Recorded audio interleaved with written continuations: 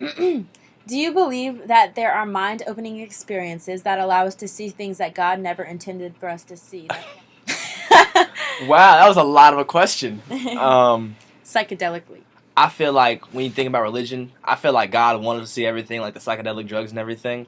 I feel like the Bible was written by man. Everything in religion is taught from the Bible. So I feel like man didn't want you to see some stuff. That's why they made like the Bible and religion. Mm-hmm. But God wanted you to see everything. That's why those mind-altering drugs really do open your mind.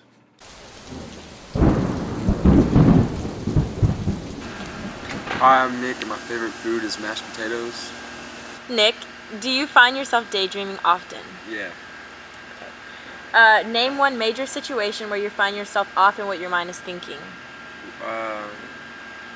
Either when I'm smoking or just like late at night when I can't sleep whatsoever. Something where my mind isn't focused on something else. Okay. What is one thing that you do to declutter your thoughts? I do meditate and I do smoke. Other than that, like simple stuff would be like just resolving that thought right away or maybe changing subjects. Okay, great. Thanks.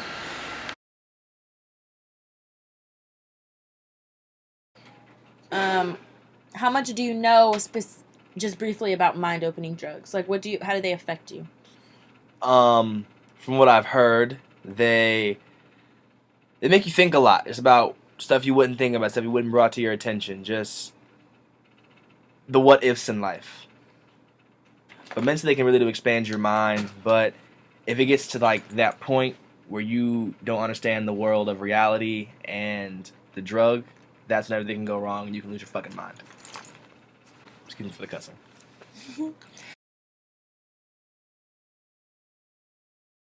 Okay, what specifically do you think the government watches and controls within your life? They control what we see. They control what goes in our water. They control what's put out. They control pretty much everything around us. Do you think there's a way to escape that? Move. Okay. If you could, what would you want to change about the government system as of now? Briefly. I feel like all like 9% of the world's money shouldn't be with 1% of the world's population. Okay, that's good. Hey, video.